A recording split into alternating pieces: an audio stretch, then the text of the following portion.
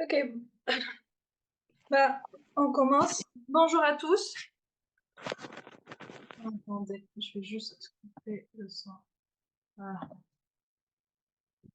Bonjour à tous. On va faire aujourd'hui le chapitre 6, cryptographie symétrique.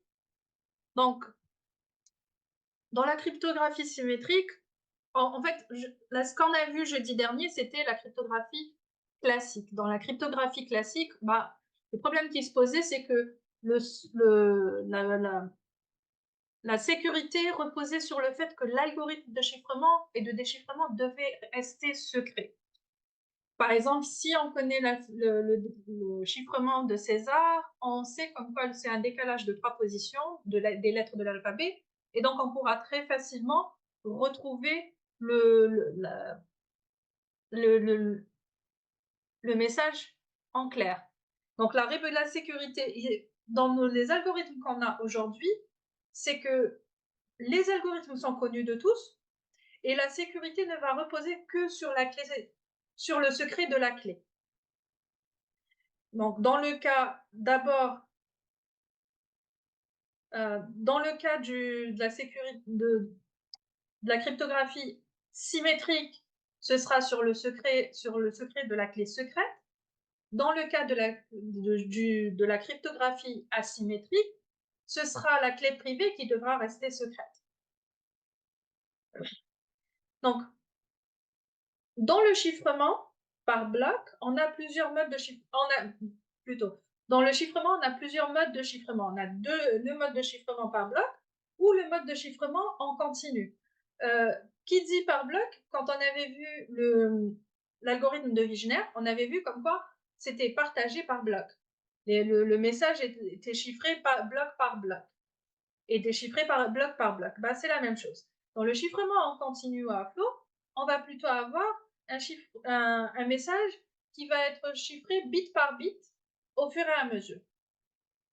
Donc, dans le chiffrement par bloc, on va avoir plusieurs algorithmes qui existent.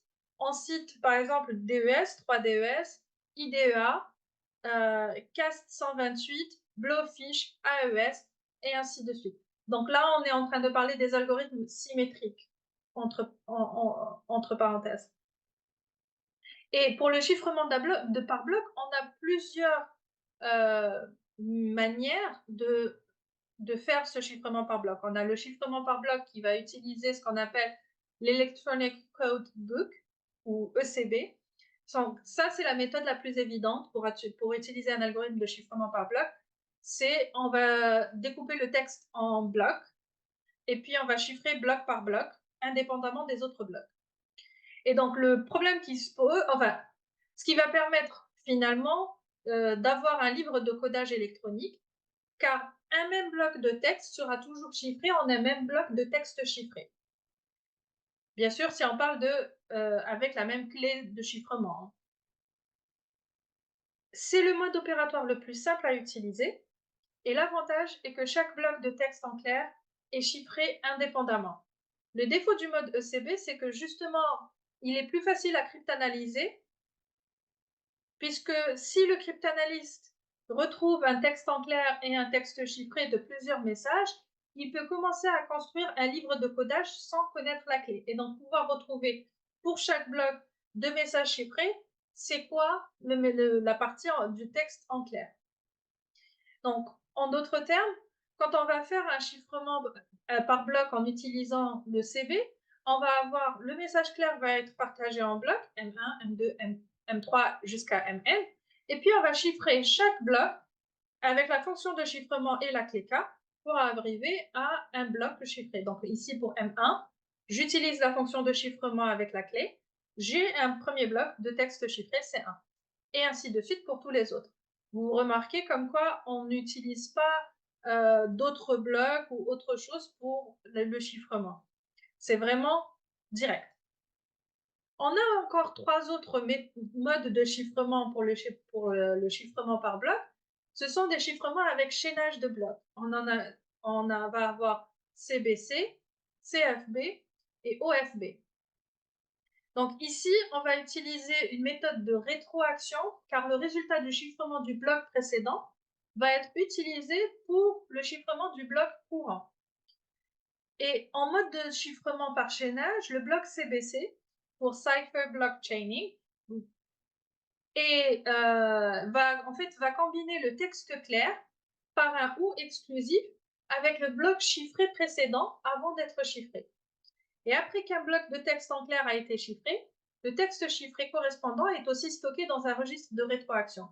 Bon, en d'autres termes, qu'est-ce que vous allez avoir? Vous allez avoir, pour chiffrer le bloc CI, ce sera le bloc MI, XOR, le bloc CI-1 qu'on va chiffrer. Donc, c'est le résultat de tout ça qu'on va chiffrer. Et pour le premier bloc du message, on va utiliser un vecteur d'initialisation. Donc, ça va nous donner quelque chose de ce style. Quand on a le premier bloc, on va avoir le XOR avec un vecteur d'initialisation. Le résultat, on lui applique la fonction de chiffrement. Et puis, on va avoir le premier bloc chiffré, C1. Pour avoir le deuxième bloc chiffré, on va prendre le deuxième bloc du message clair. On va lui appliquer un XOR avec le premier bloc chiffré. Et puis le résultat, on va lui appliquer la fonction de chiffrement. Et ainsi de suite, jusqu'à arriver au dernier bloc. Pour le déchiffrement, on va faire pratiquement la même chose. On va faire un peu l'inverse. On va avoir le premier bloc de texte chiffré. On va lui appliquer la fonction de déchiffrement. Le résultat de cette fonction de déchiffrement, on va lui rajouter XOR, la valeur d'initialisation, le vecteur d'initialisation, pour avoir le premier bloc M1. Pour avoir le deuxième bloc, je vais appliquer sur le deuxième bloc de texte chiffré la fonction de déchiffrement. Au résultat, je vais lui faire un XOR avec C1 pour avoir M2. Et ainsi de suite jusqu'à calculer le dernier bloc.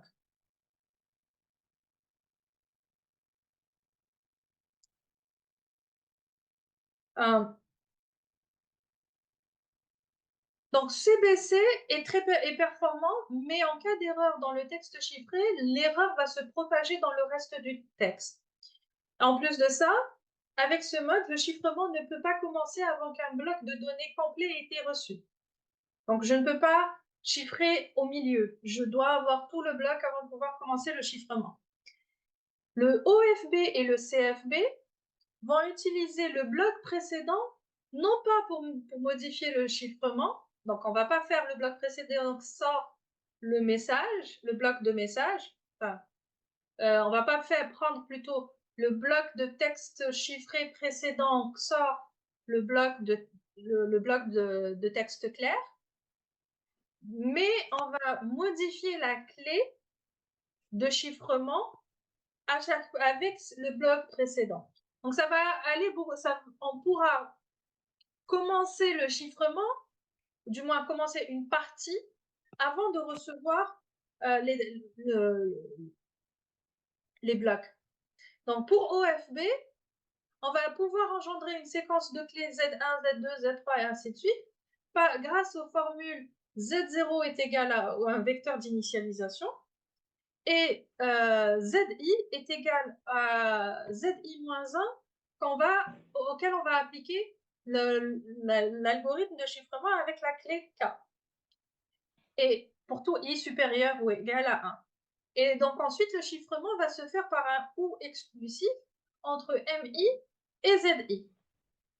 Pour CFB, donc Cipher Feedback Mode, c'est un peu la même chose qu'OFB, sauf que la clé ZI va être égale à YI-1 chiffré. Donc, et ça va être produit comment? Y0, c'est le vecteur d'initialisation, et YI, c'est égal au XOR entre le message MI, le bloc de message MI, et ZI. Leur niveau de sécurité est de l'ordre du mode CBC. Ces deux modes sont surtout utilisés pour les téléphones hautement sécurisés et ils utilisent une très longue clé combinée avec un flot de données pour générer un texte chiffré. Donc si on prend OFB, qu'est-ce que vous allez avoir? Le chiffrement d'un bloc. Donc on va avoir la fonction de chiffrement.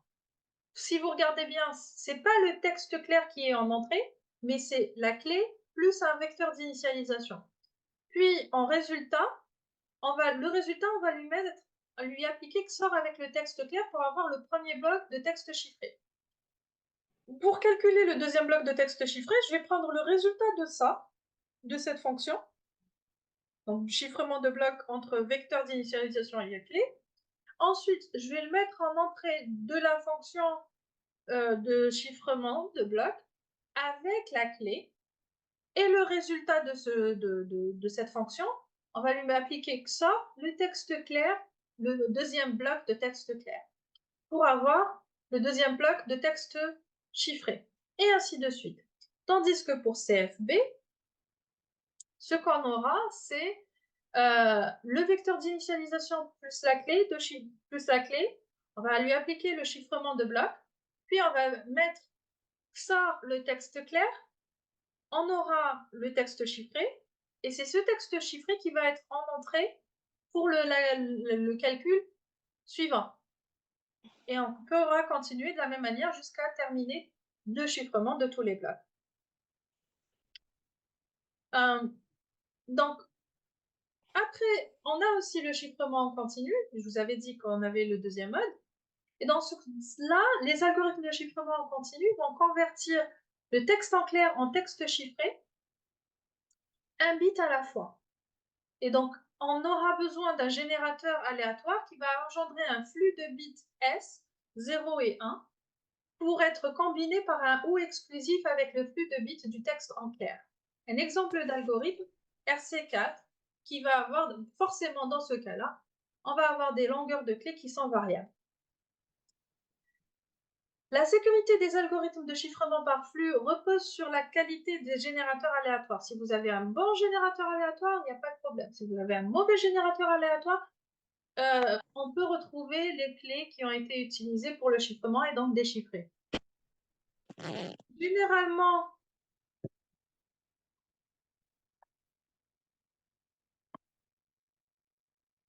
on va utiliser le chiffrement à flot parce qu'il est très rapide, que ce soit en utilisant tout ce qui est software ou alors en utilisant tout ce qui est hardware. On peut utiliser un chiffrement à flot avec un hardware qui a des ressources restreintes. Et il ne propage pas les erreurs. Donc, généralement, on va l'utiliser en téléphonie mobile. Contrairement au chiffrement par bloc. Le chiffrement par bloc va propager les erreurs, généralement. À part si on est sur du ECB. Si on utilise les trois autres modes CBC, CFB et OFB, on va avoir une propagation des erreurs.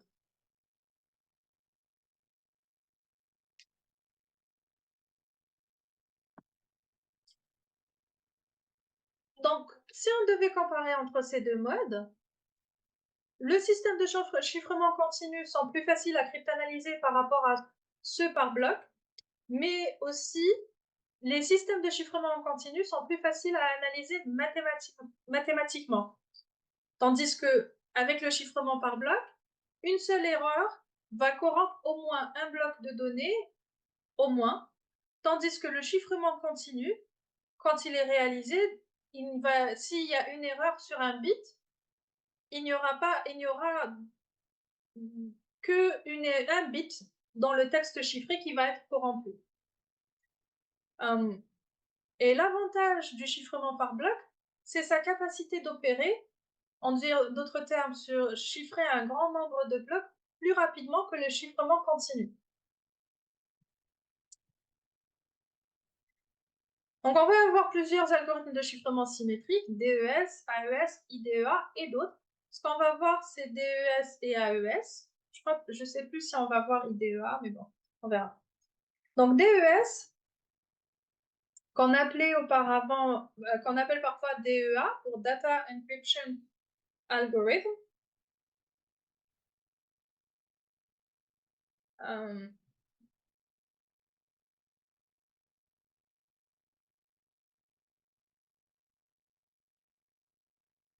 Et c'est une modification du système Lucifer préparé par IBM. Il est en principe réévalué tous les 5 ans, mais en fait, on ne le réévalue plus puisque de toutes les façons, il est dépassé. On ne l'utilise plus. On utilise maintenant AES qui est pour le Advanced Encryption Standard.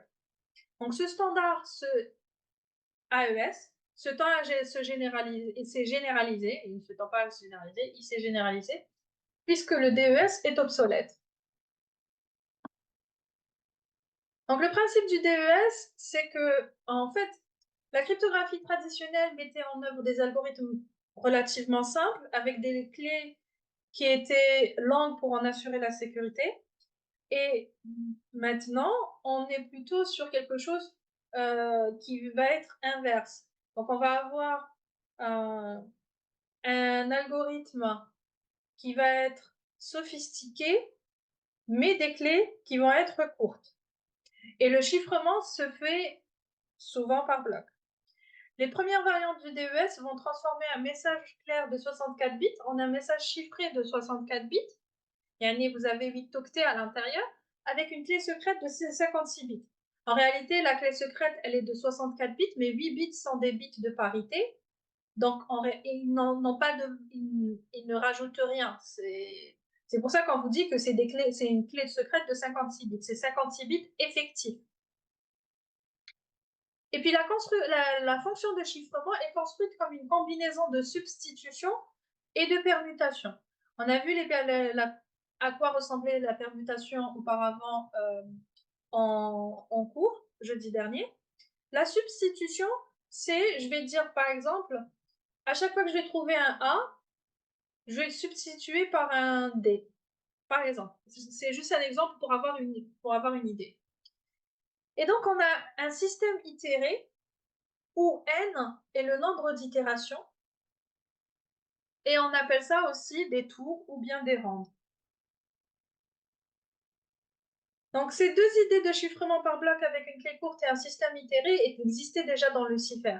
La troisième idée, c'était que la fonction de chiffrement doit être facile à inverser et qu'elle soit elle-même sous la forme de produits de transformation dont l'une au moins est linéaire et de substitution. La facilité d'inversion est aussi réalisée par le fait que les 16 tours sont identiques.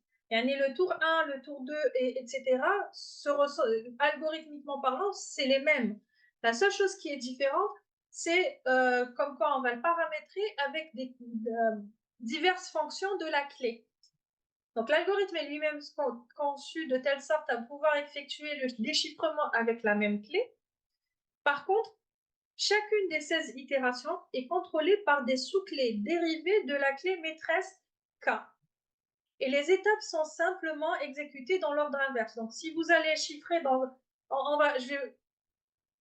si vous chiffrez du haut vers le bas, le déchiffrement va aller du bas vers le haut. Moi, je vais expliquer ça un peu plus en profondeur juste après. Donc, en fait, tout ça, les principes qui ont été utilisés pour le DES, c'est le principe qui caractérise les systèmes actuels, c'est l'utilisation du principe de confusion et de diffusion de Kirchhoff. Donc la confusion consiste à combiner des opérations linéaires et non linéaires afin de cacher les relations entre le clair, le chiffré et la clé. La diffusion, quant à elle, consiste à utiliser des transpositions pour faire dépendre chaque bit du message chiffré de tous les bits du message clair et de la clé. Dans les grandes lignes, on va découper le texte en blocs de 66 bits. Ensuite, on va faire une permutation initiale des blocs. Puis, on va découper les blocs en deux parties, une partie gauche et une partie droite. Puis, on va faire des permutations et des substitutions qui vont être répétées 16 fois. Et enfin, on va recoller les parties gauche et droite avant de faire une permutation, en fait l'inverse de la permutation initiale. Donc, je prends un bloc de 64 bits, je fais une permutation, je le partage en deux, je vais avoir un bloc à gauche qui va être sur 32 bits, un bloc à droite qui va être aussi sur 32 bits, puis le bloc de gauche suivant, c'est égal au bloc de droite précédent, tandis que le bloc de droite suivant va être comme étant le résultat du XOR entre le bloc de gauche précédent et le résultat de la fonction f qui va prendre en entrée le bloc de droite précédent plus la clé la sous-clé K0. Et on va faire ça 16 fois. Arrivé à la fin, on va recoller le bloc de gauche et le bloc de droite et on va faire une permutation du bloc de en fait, ça c'était la première permutation et là c'est la permutation inverse de celui-là. Maintenant, ça c'est pour le chiffrement. Si on devait déchiffrer, je vais faire l'inverse. Je vais prendre un bloc de 64 bits, je vais lui appliquer la permutation inverse, je vais le partager en deux. Le bloc de droite 15 finalement va être égal au bloc de gauche 16. Donc on va faire, en fait, on va juste inverser les flèches, grosso modo, jusqu'à arriver complètement en haut et recoller les deux blocs et faire la permutation du bloc pour avoir le texte clair.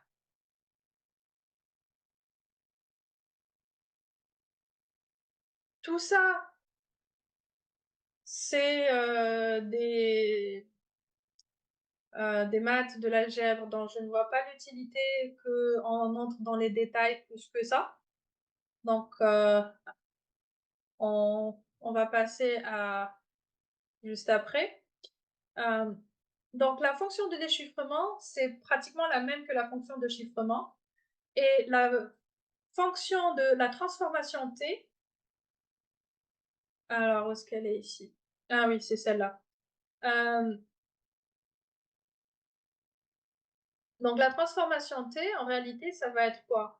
On va avoir le fait d'avoir le bloc droit suivant et pardon, le bloc droit qui est là, qui va être exactement le même que le bloc gauche suivant. Quand on va faire les calculs, on pourra faire l'inverse très facilement grâce à ça, puisqu'on a un élément qui va être le même. Donc, je vous ai dit que déjà comme quoi la clé du DES est une clé qui est sur 56 bits, stockée sur 64 bits, puisqu'on a 8 bits qui sont des bits de parité permettant de détecter les erreurs. Et les bits de parité vont être les bits qui sont sur le 8e, 16e, 24e et ainsi de suite position et 64e bit. Ainsi, une seule erreur peut être détectée dans chaque groupe de 8 bits. Vous avez vu,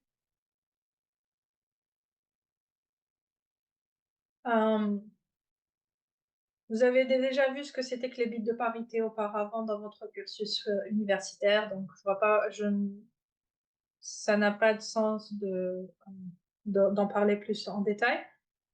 On peut précalculer les 16 sous-clés K1, K2 jusqu'à K16, qui sont chaque sous-clé, elle est sur 48 bits. Et chaque sous-clé va dépendre des 56 bits de la clé principale.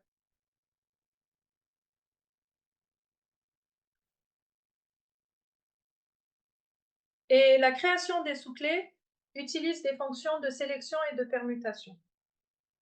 Enlever les bits de parité, donc si on enlève les bits de parité des 64 bits de K, puis on réordonne les autres suivant une permutation P1, PI de K, ça va nous donner C0, D0, où C0 est composé des 28 premiers bits, et l'autre, D0, va être les 28 bits restants. Puis on va calculer grâce à des rotations circulaires et de différentes positions, ça peut être 1, 2, 9 ou 16 positions. Pardon, on va plutôt décaler d'une position si I, donc si on est en train de calculer une clé, la clé I et que I est égal à 1, 2, 9 ou 16, on va décaler d'une seule position. Si la clé c'est 3, 4, 5 et ainsi de suite, à part 9 et 1, 2, 9 et 16, alors on va décaler de deux positions. Et donc là, on va voir à quoi va ressembler la génération des sous-clés dans DES. Alors, l'avantage de cet algorithme, c'est qu'il est facile à implémenter, que ce soit même de manière logicielle ou de manière matérielle. Il a une vitesse de chiffrement qui est rapide. Le déchiffrement est réalisé par le même algorithme que le chiffrement. Et ainsi, le même processeur ou la même carte ou le même logiciel sert à chiffrer et à déchiffrer. On utilise il utilise le principe de confusion et de diffusion, ce qui va permettre de en fait, euh, il suffit que vous changiez un seul bit dans le texte clair pour que tout le texte chiffré soit différent, ou une grande partie. Et il va y avoir un effet d'avalanche. Donc chaque petit changement dans le texte clair va entraîner un changement au moins dans la moitié du texte chiffré. Les inconvénients, ben, le plus gros inconvénient, c'est la longueur de la clé. Comme il est de 64 bits, ou pour être plus exact, de 56 bits de manière effective, il est facile de retrouver la clé secrète sans avoir besoin, ou plutôt avec les moyens logiciels et matériels qu'on a actuellement. Et sans parler d'autres types d'attaques. On a par exemple les attaques euh, de, euh, sur les anniversaires. Moi, je pourrais vous expliquer ça si vous voulez un jour, mais bon. Et dans tous les cas, la sécurité du DES reposait aussi sur les boîtes de substitution, les S-Box. Et si tout autre choix de S-Box avait été pris, on aurait un algorithme plus vulnérable face aux attaques différentielles et linéaires. Donc, vu qu'on avait trouvé comme quoi le DES était faible à cause de la longueur de clé, entre autres, l'une des solutions qui a été proposée au départ pour renforcer la sécurité, c'était on utilise le DES à deux ou trois clés. Donc, le double DES, c'est finalement c'est un DES où on va appliquer deux fois DES. Si on a le message clair qui est X, on va lui appliquer DES avec une première clé K1, puis on va lui appliquer DES avec une deuxième clé K2. Et donc, une recherche exhaustive va nécessiter d'explorer 2 à la puissance 56 fois 2 ou 2 à la puissance 112 possibilités. Mais en réalité, grâce à un type d'attaque qui est l'attaque de rencontre au milieu, on a besoin que de 2 à la puissance 57 opérations pour casser ce chiffrement. Puis le triple DES va utiliser trois clés distinctes et il va faire chiffrement, déchiffrement, chiffrement. Donc si je le message en clair, je vais d'abord le chiffrer avec une première clé, puis le déchiffrer avec une deuxième clé qui est différente de la première, puis le rechiffrer avec une troisième clé qui est différente de la première et de la deuxième. Et là, si on devait trouver les clés, là, une recherche exhaustive va nécessiter 2 à la puissance 128 tentatives et 2 à la puissance 46 blocs mémoire pour pouvoir finalement retrouver. Sauf que le problème qui se pose avec le triple DES, c'est qu'en fait, vu que vous allez chiffrer, déchiffrer, rechiffrer, vous allez transformer un algorithme qui était rapide en un algorithme qui est beaucoup plus lent. Et en plus de ça, malgré ça, son niveau de sécurité n'est plus du tout suffisant pour ce qu'on a actuellement comme matériel et puissance de calcul. Et c'est pour cela que AES est apparu. Donc, AES, c'est une méthode de chiffrement par bloc où les blocs vont être de taille de 128 bits et il va y avoir trois clés de taille possibles: 128, 192 ou 256 bits. Chaque bloc est représenté par une matrice d'octets, une matrice où on appelle aussi d'état, qui va avoir quatre lignes. Et le nombre de colonnes va dépendre de la taille de la clé. Il va y avoir quatre colonnes dans le cas d'une clé à 128 bits, 6 colonnes pour une clé à 192 bits et 8 colonnes pour une clé à 256 bits. Et dans chaque case, on va avoir un octet. Donc le chiffrement d'un bloc est réalisé en soit 10, soit 12, soit 14 tours, selon la taille de la clé. Dans le cas d'une clé à 128 bits, on va avoir 10.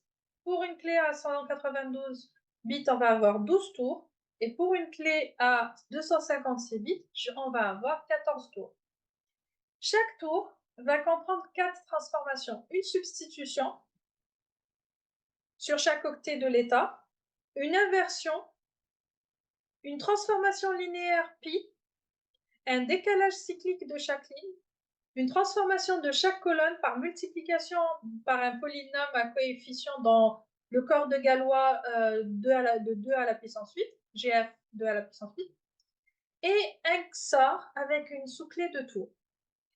Donc, chaque tour lui-même va obéir au principe de confusion et de diffusion de Shannon. Pardon, c'était pas Kirchhoff, c'était Shannon. C'était une erreur de ma part. Et la sous-clé de tour est dérivée de la clé secrète. Donc, on va prendre la clé secrète.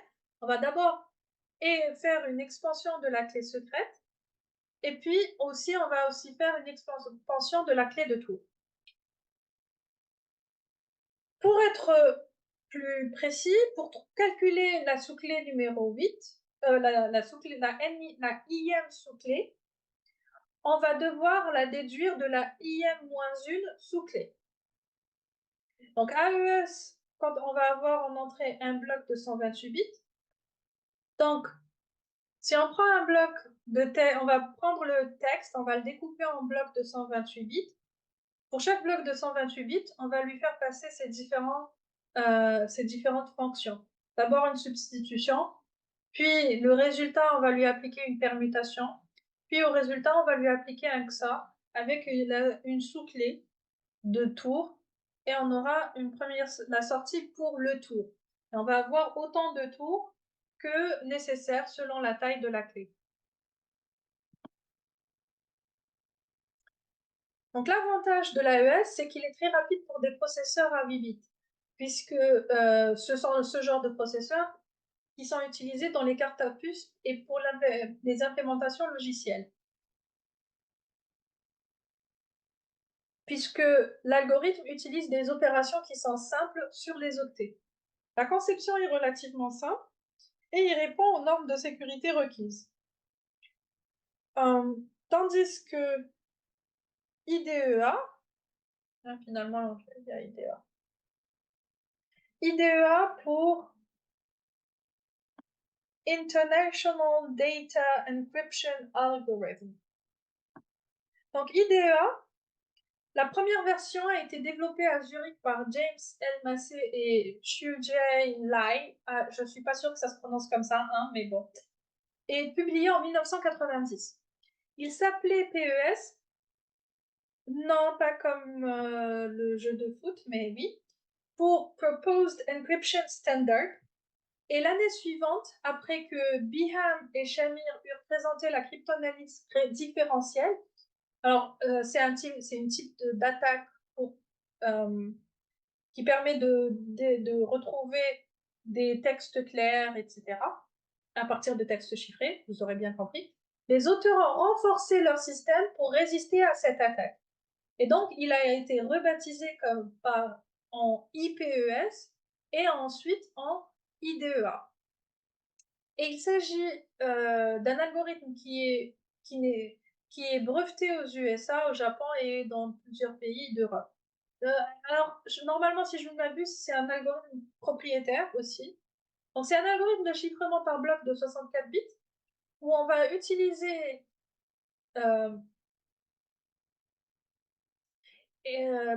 donc, on utilise généralement cette taille de bloc, car il faut que le bloc soit assez grand pour être pratique et suffisamment petit pour que la cryptanalyse soit compliquée. Sa clé est de 128 bits, donc on est sur le double de ce que DES avait, et il utilise aussi la combinaison de diffusion et de confusion comme DES et comme AES. Par contre, ici, la diffusion n'est pas faite par des permutations.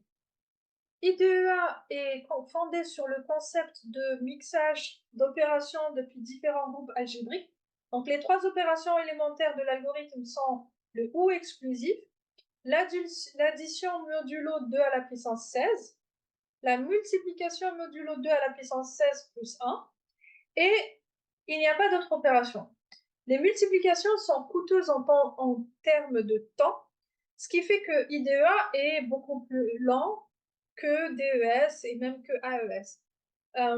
Et donc, on va pouvoir chiffrer, si DES arrivait à chiffrer pour un processeur 486 cadencé à 33 MHz, 40 600 blocs par seconde, IDEA ne peut, pour le même processeur, ne pourra chiffrer que 13 750 blocs par seconde.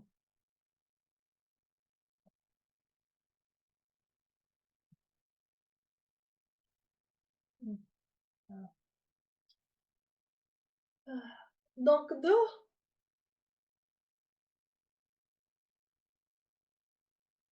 finalement, IDEA, comment il va faire?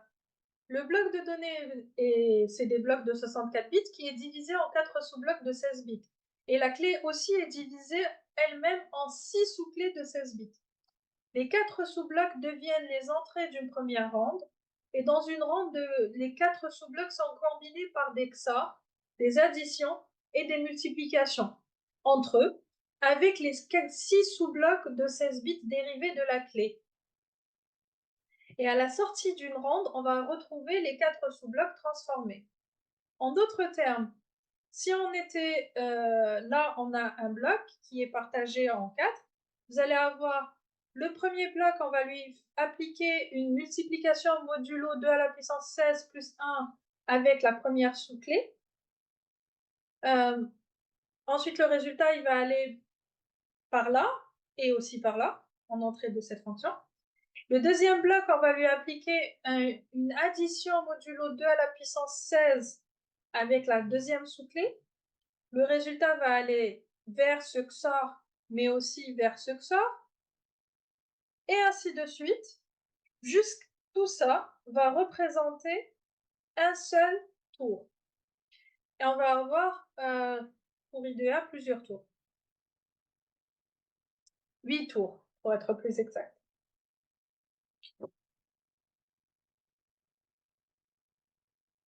Pour le déchiffrement,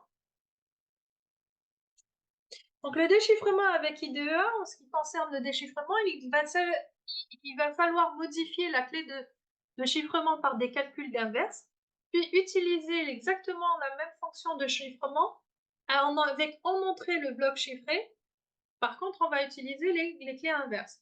On va avoir en sortie le bloc déchiffré, et il est possible de chiffrer un bloc de texte clair en le déchiffrant avec la clé.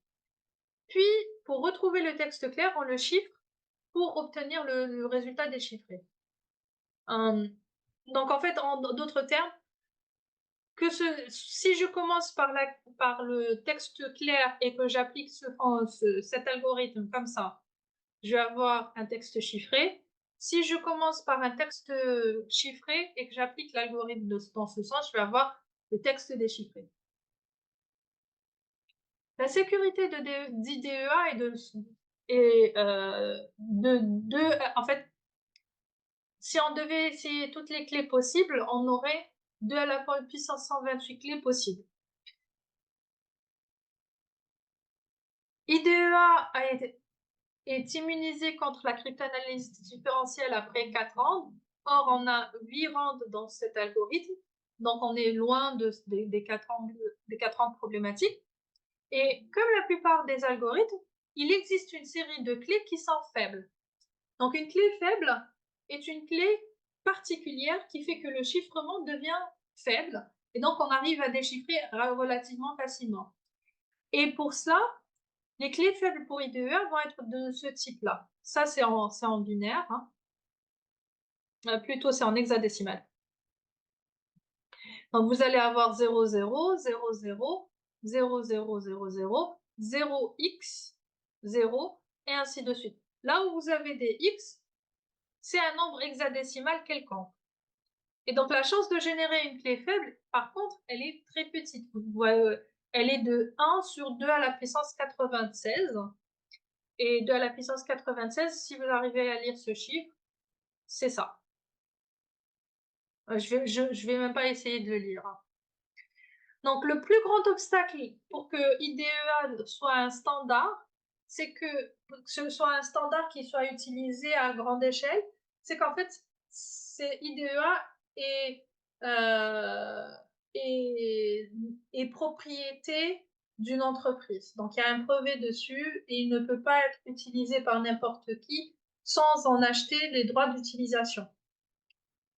Et donc, il n'est pas gratuitement disponible. Il faut une autorisation spéciale pour pouvoir l'acheter et l'utiliser. Est-ce que vous avez des questions?